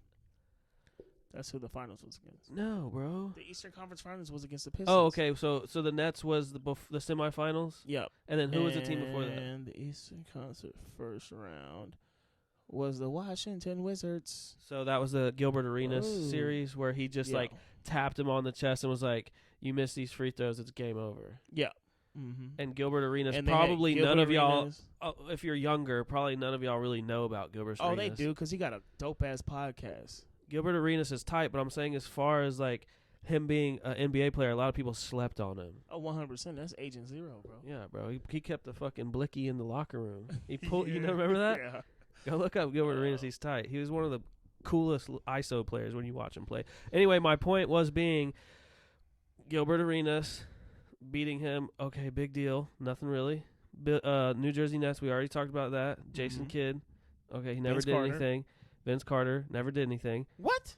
I know he had some sick. He's a Hall of Famer. He's a fucking athletic freak, bro. He can dunk the ball 360, put his elbow on the rim and all that. But what did he ever do? At the end of the day, the whole point is he carried a team that shouldn't have been there. And then the Pistons, who were like 7 years past their prime, all of them. He carried a team And then that got shouldn't have swept been there. in the finals. And then the only games he had good that's points what's crazy. is when they were getting blown out. That's the crazy shit right there. It's a team past its prime, but it made it to the Eastern Conference Finals. Yeah, so going up against a prime LeBron, Like that's expected. But the fact is they were past their prime, but they went through 3 rounds in the playoffs. Yeah, so I wonder who they played. Like, come on, man. We don't have to get into all that. I'm wondering who they played now that you're bringing that up. But yeah, they were the best team. That's what I'm saying. A old team was the best team. Like I said, see, this is what they do. I'm not trying to shit on This is what they do. They LeBron. try to come up with excuses. I'm not trying to of take why, away from LeBron. well, they played a weaker team because Michael Jordan couldn't get past the Knicks. Michael Jordan couldn't get past or the Pistons couldn't get past the Celtics until he got Scottie Pippen. Well, he was going up against 3-time champion, Hall of Famer, one of the best 3-point shooters, Larry Bird, on those Celtics when he's a rookie. Larry Bird was older. He was older, Yeah, but he was wasn't still the same- winning he wasn't the championships same- when he's- Michael Jordan. He wasn't the same Larry Bird that Magic Johnson went against. Just like the Pistons wasn't the same Pistons. They were at the end of their fucking thing too. But see, that's what I'm saying. Michael Jordan came into the league in 88 or something. But no, it was before that. But yeah, man. Like everybody got to make these excuses. Oh, look who he played. None of that fucking matters. The point is he took a team of car wash attendants and plumbers. Go ahead, say it. Plumbers. bus boys from Texas Roadhouse.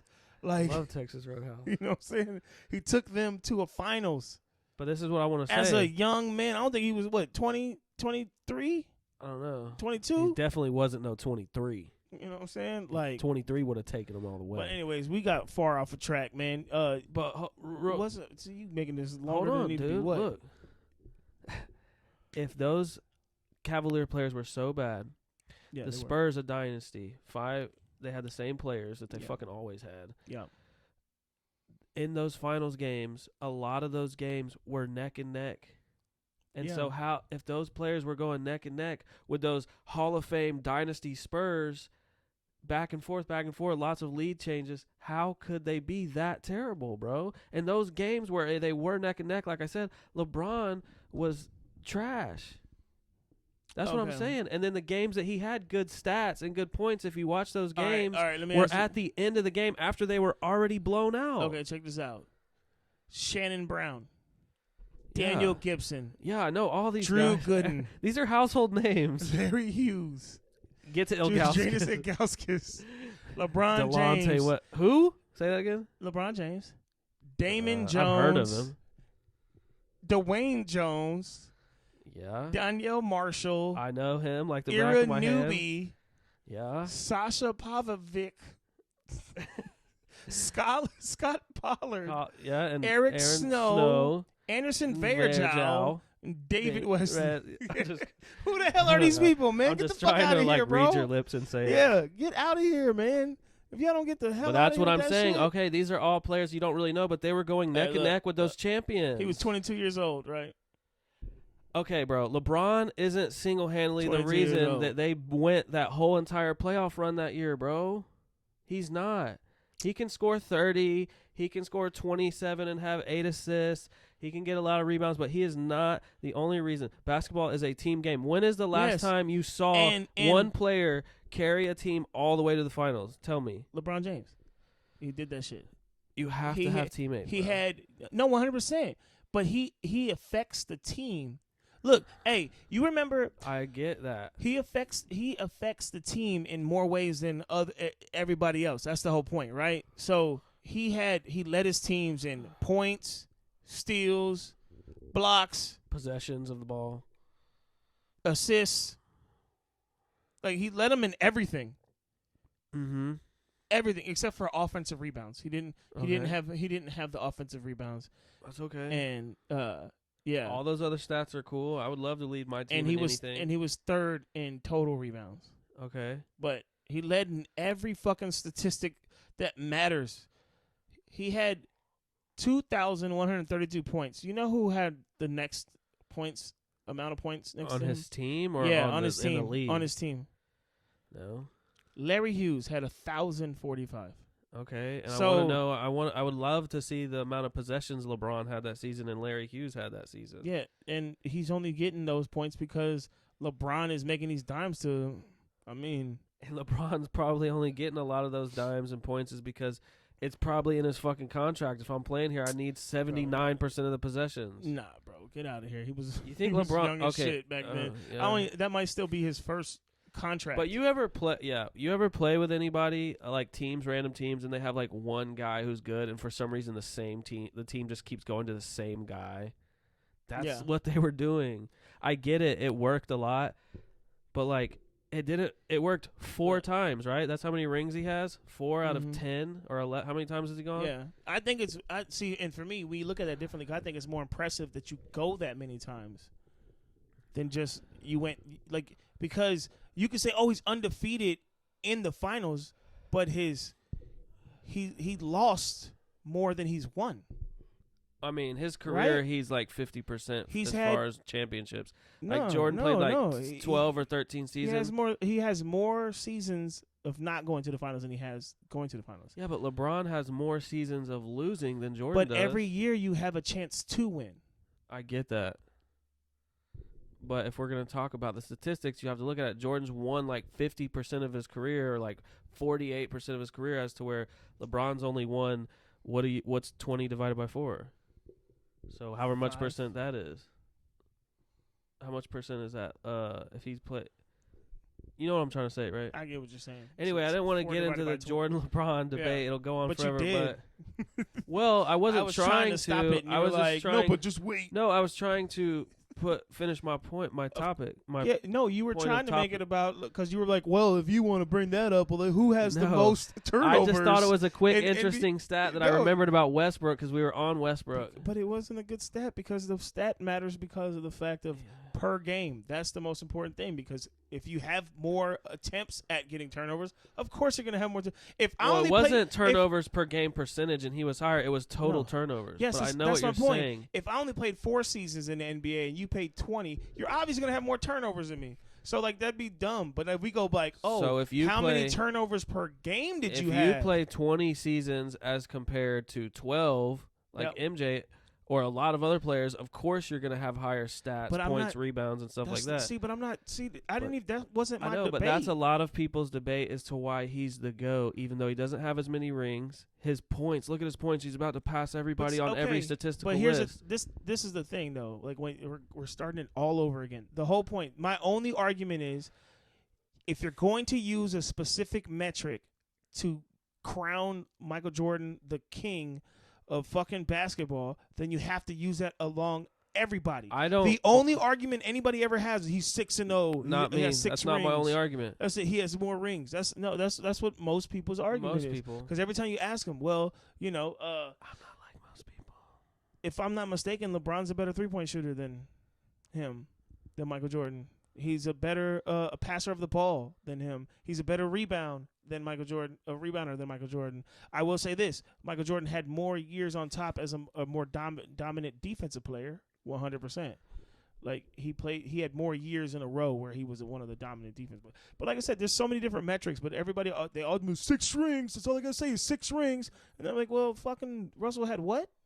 11? 11. He played a different era though. No.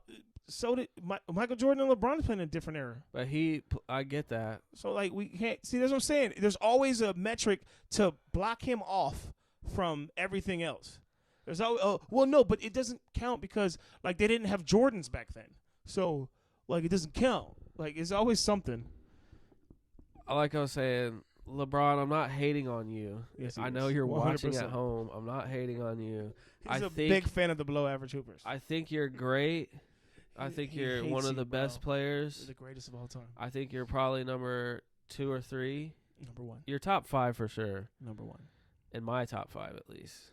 Number 1. But like I said, I have opinions that will sway LeBron hoopers, LeBron GOAT writers to the MJ side, and I have views on LeBron that could sway MJ. So like I said, I'm not biased. It's just when I finally break it all down, I have to go. If you're saying GOAT, greatest of all time, I have to go MJ.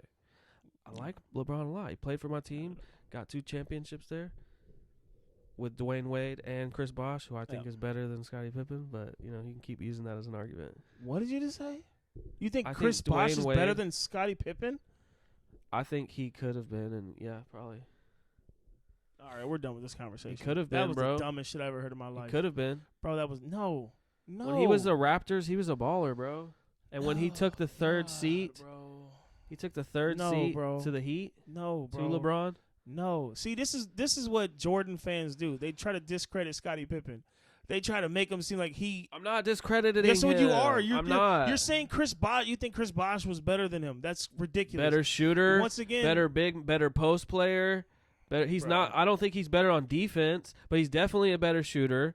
He's definitely a better post player. Scottie Pippen was a better distributor and facilitator of the ball than Michael Jordan on his own team. We're not talking about Chris Bosh and Scottie Pippen passing debate now. No, I'm just saying, distributor. Like, he was more vital to Michael Jordan's run than Bosh is vital to LeBron's run. Okay, agreed. You think Dwayne Wade is more vital to LeBron's run than Scottie Pippen was in Michael Jordan's? No, I would say that was pretty close to equal, but I still would put Scottie Pippen over Dwayne Wade. Because he never won a ring until he got with Wade. Yeah, and Michael Jordan never won a ring until he got with Scottie Pippen, and he's only won a ring with Scottie Pippen. Okay, but Michael Jordan was Michael Jordan when Scottie Pippen got there. And LeBron was LeBron when Scottie Pippen when yeah, Dwayne but Wade got with him. I know, but Dwayne Wade was Dwayne Wade when he got there. You see what I'm saying? And Scottie Pippen was Scottie Pippen. Scottie Pippen was just a rook, bro. Yeah, but he still was balling his ass out. What the fuck do you think mean? You think if Scottie Pippen got to a different, drafted to a different team? All I know is when Michael Jordan took his leave of absence, they didn't do shit. Scottie Pippen didn't. They didn't win. They had no, but they D Wade has won without LeBron. Bro, bro. Don't No, fucking no, no, stab no, me, no. bro. I will. No. Hold on. I will drug you, fuck you, and eat You're you. missing my whole point. Scottie Pippen got them, I think it's to the second best record in the East. Got them one or two games away from going to the championship. This is 94-95 when MJ was gone for 2 years. Is that what you're saying? The 1 year that he was gone in between his little break. Was 1 or 2, I can't remember, they lost in game 6 or game 7. One fucking game away from going to the finals. Now, when LeBron left Cleveland the first time, they went into the basement of the fucking NBA. When LeBron left Miami the first year, now we bounced back a lot faster, but we sucked that first year when we lost LeBron.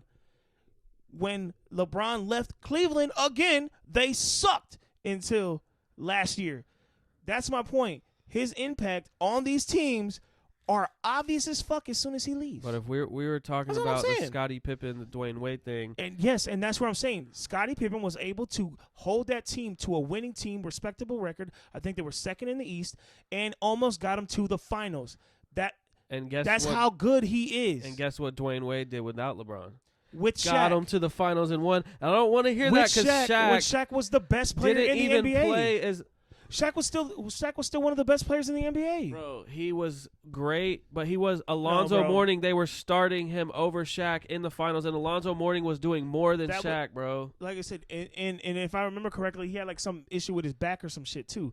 But either which way, he wasn't as great as everybody says. When they say Dwayne Wade had Shaq, he wasn't the same Shaq that Kobe was winning with. Yeah, you're right about that. Okay. But he still was one of the best players in the NBA. I like when you talk with a softer voice because I feel less aggression. I don't want to get jumped right now. He still played with one of the best players in the NBA. That's all I'm saying. I want to just fucking have this conversation all night. I could just all night if I could. We got to cut this shit because it's already, what, I don't know, 12:30? But I will say this to wrap this little thing up. I do have more topics on LeBron and Michael Jordan as far as the GOAT debate. So this isn't it. If you feel like you're on his side, wait till we get this popping off for real and hear my side. Okay. But this is fun. Yeah, for sure. All right. Well, you wanted to talk real quick about this UFC event that's coming up this weekend. Yes, sir. At 1 o'clock. And why is that, dude? I guess they're in Fight Island. Yeah, Fight Island, right? Yeah. So that fucking uppercut. That's a solid uppercut right there, Thanks, bro. man. Solid uppercut. Look out for that. So, so for those of y'all who don't know, this is a 2-title fight. And just announced the winner of the third fight, bantamweight, gets a title shot. Yes. Oh, sorry, I'm yelling. I'm just really was excited. Loud in my ear. But yeah, so you got Charles Oliveira going against Islam Makhachev. Yeah, there you go. And then want to offend anybody? Yeah, I don't know how to say their last names, man. I bet you know how to say Aljamain. You already know Aljamain Sterling versus T.J. Dillashaw, the cheater. Racist. And then Peter Yan versus Sean O'Malley. And I'm sorry, bro, your boy's about to get ran through. Pause. Chinks, you owe me a Coke. Vanilla Coke. They got some other fights on there, but those are the three main ones. Beneil Dariush, people are kind of he's supposed to be up and coming versus you can take his name. I don't know that guy. And then what's the last one? The women one? Caitlin Chuk again versus I don't know that lady's name. Yeah, but these are the ones I care about. Beneil Dariush should be kind of exciting because he's an up and comer, and he was actually supposed to fight Islam Makhachev for the chance to fight Charles Oliveira. Yeah, but they were like, Islam's had a 10 fight win streak. He needs a title shot. Yeah. He's just recycled Habib. Yeah, Habib, however you call it. He's a lower grade Habib. But I am also excited for the Peter Yan, Sean O'Malley fight. Which Peter Yan, bro, he should change it. That's not a fighter's name, bro. That sounds like erectile dysfunction. Like some weak dick Peter. It just sounds boring. Peter Yan. Yeah, that was it. Sounds like you're bored. He needs a fucking better fighter name. Stage name. See, Willie Throbs. Right? Yeah, he needs a fucking stage name. That'd be a better fighter name. I feel like you're not going to be a big pay-per-view seller with Peter Yan. No. You know, I mean, it's cool. He spells Peter weird. And they say it where they say like Peter. Roll. It's like when you roll your R or something. Peter. I can't do it. But yeah, so what do you think? So we'll start with that fight because, like I said, those are the three fights that I care about. So what do you think Is Peter is Jan versus O'Malley. is What do you he think? is he the who's the underdog? O'Malley, right? Yeah, O'Malley. That would make sense. Yeah, And that's because he hasn't fought a lot of ranked fighters. yeah. And Peter Yan is like really nice or whatever. He's beat a lot of people's asses. But anyway, Yeah. I think it could go either way. If I'm not mistaken, Sean O'Malley. Well, at first I wanted to be because I'm a fan of Peter Yan and Sean O'Malley. I've been watching both their fights since the beginning, and I was like, Peter Yan's gonna fuck Sean O'Malley up. What are they doing? But Sean O'Malley got a lot of range on him. If I'm not mistaken, he's a lot taller than him. His length is much further. If you could pull that up for me. Yeah. So 5'6" versus 5'9", Yeah. 67-inch reach versus 72-inch reach. Yeah. So Peter Yan is not really known for his takedowns, really, right? He's not known for a lot of like wrestling and shit like that. He's a tough SOB, bro. That's true. And Sean O'Malley is 15-0, right? No, I'm just kidding. He has he lost against Cheeto because whatever he wants to say, it might have been true. Got his nerve in his foot, so he had to fall to a knee and got ground and pound a lot. But his whole game is tagging people up when they come inside. And as a shorter fighter, you have to get close, or else what are you going to do to him? Like we said, he's not going to wrestle him, take him down. No, but I think he has the power. But you have to connect with that distance between you. I think he can. I think he's going to be able to close the distance because he is like a bully type fighter. Yeah. And I mean, just remember the fight that he had with Aljamain when he, the first fight he was fucking him up.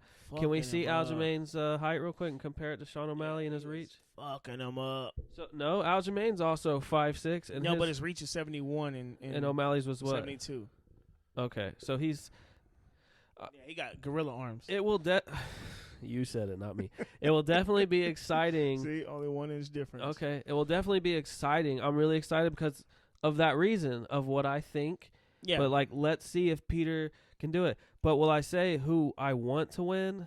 I would like Sean O'Malley to win, just because he's got all this hype. He's crazy. He's goofy. Whatever. He's like catering to the younger demographic. I liked Sean O'Malley until the fucking I'm still undefeated shit.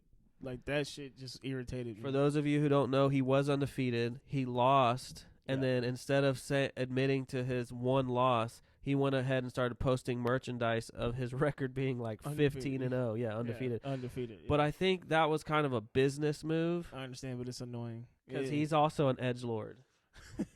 He is a troll, but yeah. It would be cool to see him fight for a title because we were like thinking like he was gonna have to fight all these ranked opponents and shit. No, I didn't think that because one, you know how I feel about Dana. If I caught that. Oh yeah, that was good, man. That's dope. Daniel-san. Only if you had some chopsticks. But one here. He has the correct complexion to skip the line. Is Dana White is from Boston, and that's like an Irish thing. Is Dana White Irish at all? Because I don't know if he's Irish or not. Because look, bro, I wore this shirt for you. I was gonna wear a Halloween festive shirt, but I was like, Randy will appreciate the McGregor's child. Mm-hmm. But yeah, he got the right look for him to be able to skip the line. Well, he's definitely not like a quarterback. He's got face tats and pink fro. No, but you know, what, like you talking about the white guys? Yeah, but he always is white. He always pushes. No, but he's not American, and he has an accent. See, that like is hard to understand for some people, and I've noticed that. Like, if Conor McGregor wasn't Irish, and was like think about like why can't I think of his name now? White guy, black guy, like Habib, right? Okay, neither of what I said. But like think about like Habib, like he was undefeated for like so long, but like they didn't have a hype train behind him. Yeah, they didn't like push him. Like when he finally got like a title shot, and I was like, who? All his fans. He's the reason. Am I not mistaken that he brought in a lot of those fans? Yeah, his like his from nationality. Yeah, like the Russians and from I can't remember the name of Dagestan. Yeah, Dagestan. Wherever it is. Like try to say it. Dagestan. Okay. From where he is from, he brought in a lot of people, but there was no push for it because could Because he speak why, English? Randy? Could he speak English when he first came? Peter Yan? I don't No. Khabib? Yeah, I'm not sure. I don't think he spoke English when he first got in, and like he just is not Dana White's type of fighting. Yeah, you ground know, and pound. so he didn't get no push. Peter Yan. A lot of people say Khabib is really boring. You being one of them. I said that he is one of the ground and pound guys that they're all boring to me, but he's not as boring because he's actually trying to fuck you up. He punches the fuck out when of you. He's not GSPing you and just holding you, and which is where I'm going with the bantamweight co-main. Yeah, so that one, he's like I knew that all he had to do was fight one ranked opponent. He could have got a title shot. Yeah. If he didn't lose to Cheeto. Yeah. So I'm gonna go with that. I do think Peter Yan's gonna win that one. So how do you have it playing out, dude? I think it's gonna be TKO second round. Wow. That's that's not hard to believe. Yeah, that's what I think it's gonna be. If he can get in there. But as we see, Cheeto is just like different, bro. Yeah. He's been knocking motherfuckers out a Dude, lot lately. And and only like out of his last 7 fights lost to Jose Aldo because he just held him. Mm-hmm. And you know how I feel about that. Yeah. No. But anyway. So let's go to the co-main event. Aljamain Sterling and TJ Dillashaw. Both of them are wrestlers. All right, man. This is what I gotta say. Remember how we were talking about the ass bowl earlier? Yeah. This is my. It can go one of this. Well, it can go one of two ways. It can be ass bowl, or it can be fucking fireworks, bro. And what I mean by ass bowl is Aljamain fought Peter Stain, and he was getting fucked up in the first fight. Yeah, he was getting fucked up in the first fight. So he could not hang with striking, right? Yeah. And then he won by default because I can't remember if it was an illegal kick while he was down or back of the head. Do you remember? I think it was a knee or some shit. It was something illegal that caused Aljamain to become the new champion. Yeah. And he was like, after the fight on social media, like the first 24 hours, he's like, I don't want to win this way. I don't feel like I'm the champion, blah, blah, blah. But I'm not wearing the belt. Yeah, exactly. And he got a bunch of yes men, hype people in his ear, and then he came out bragging and boasting like, yeah, I'm the fucking, I am the man, and started talking shit to Peter. And, which made me lose respect for him. Correct. I feel like a lot of people felt that way. But then they had a rematch, right? And he won that. And Peter Yan fought very emotional, I feel like. Yeah. Played a lot of mind games with him. And then he fought very emotional. And what Aljamain did, which I felt he did, correct me if I'm wrong, is he did a lot of, because he couldn't last with the striking in the first fight. Yeah. He fucking hugged the shit out of him, held him down. And not what we just said is somewhat entertaining about Khabib's ground game, where you're punching the fuck out of him. He just hugged the fuck out of him. Yeah. Held him down. It's positions. So he is now in the co-main. He's the champion, and he's defending his title against TJ Dillashaw. I'm going to call him T-Gay Dillashaw because Okay. it rhymes, and I'm cool, and I fucking think he's gay now. I used to be a big fan of this guy. I don't like him either. I used to be a big fan of this guy when he was going on his run, and he was knocking out fucking Cody Garbrandt and all that, and he was just fucking people up. No, I didn't like him back then. Who'd you like, Cody Garbrandt better?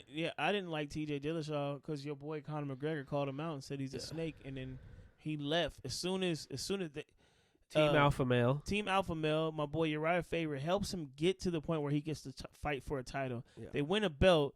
This is if I'm not mistaken, that would be Alpha Male's first belt, UFC belt, because Uriah never won it in the UFC, and he leaves and goes to a different camp, and works just out like how Conor McGregor said. He's a snake. He's not a real friend. He's not loyal.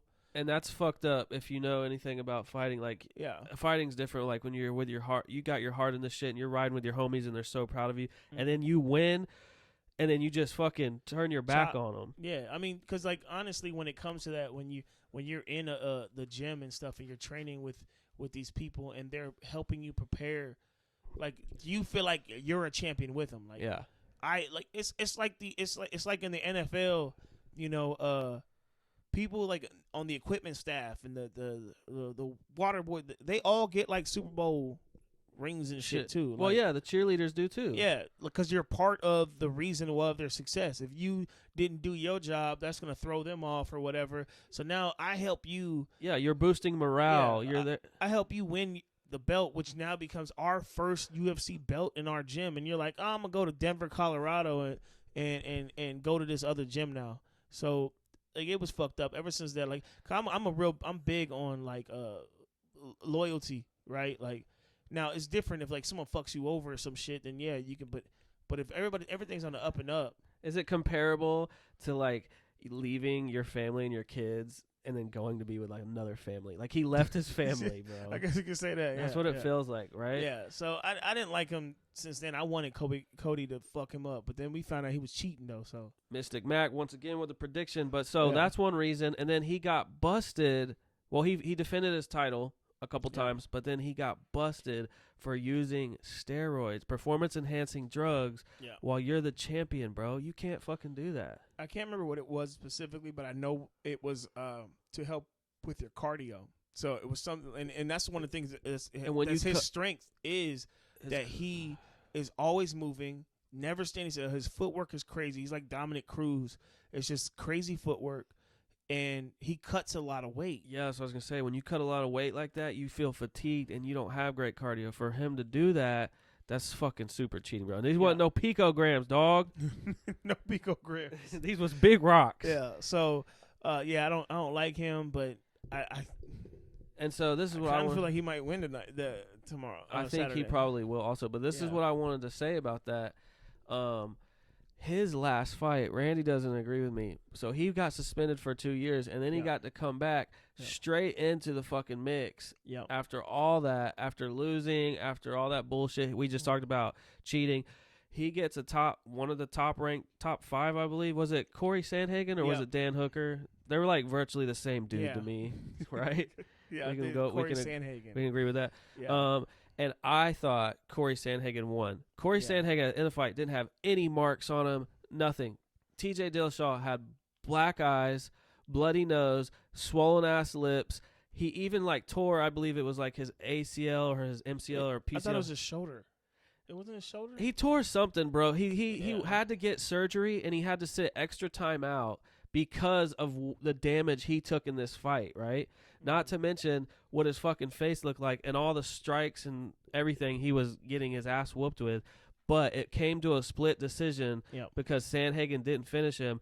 And I was like, Sandhagen definitely won. And I feel like everybody else thought that except Randy, because a lot of people were mad after the fight tweeting. And then they gave the fight to Dillashaw.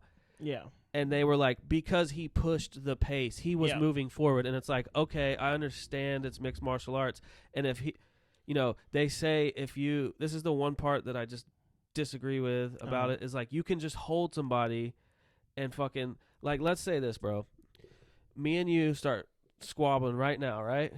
Yeah. I fucking lay down next to you and cuddle you really fucking hard. That's what they both do. And then I get up after 5 minutes and I tell everybody I beat your ass because I laid there and just fucking snuggled you real hard.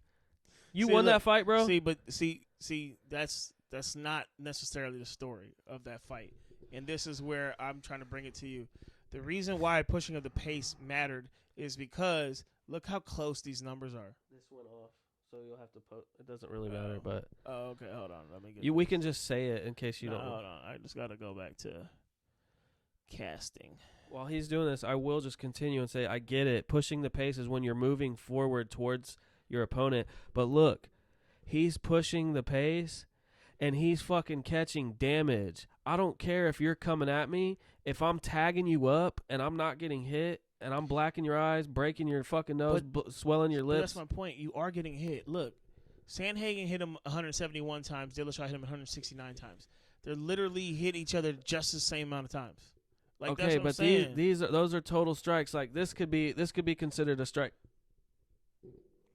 Right? No, they're not gonna. And Sandhagen has more significant strikes, which would be power shots. Yep, just by a little bit. It's 18.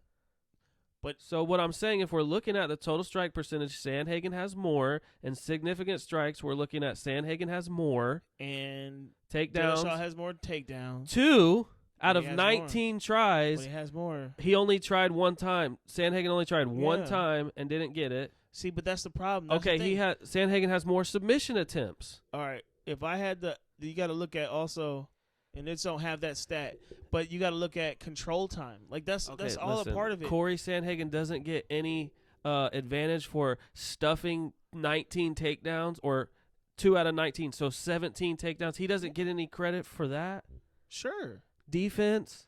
Sure, like I said, the problem is those takedowns are irrelevant. It's hard for you to win when you're like looking like you're backing up the whole time. I'm sorry. It's hard for you to win when Dana White privilege, like we talked about, is going towards T.J. Dillashaw. That's what I believe. Sure. So, I just know when you're backing up if you're backing up the whole time. That's the thing with everybody gets mad about Izzy. And it's not an exciting fight. But Izzy keeps winning, right? Because he's backing up and he's counter-striking, tagging you up. Yes, but their striking numbers aren't that close because Izzy don't get hit.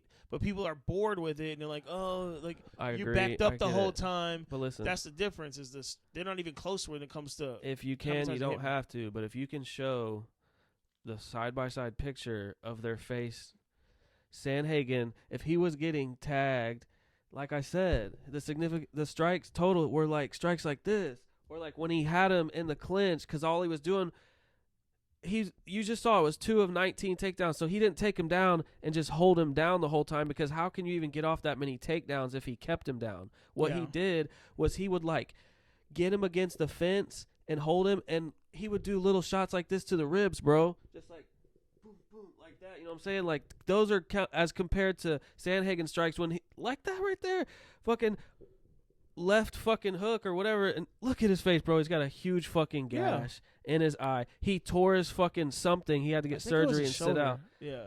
He was ready to fight another fight the next day. This fool had to sit out for almost a year because of a mouse right there. Look at that. Bro, he had to get surgery after the fight, bro. I feel you, man. I understand. I just, like I said, it was too close.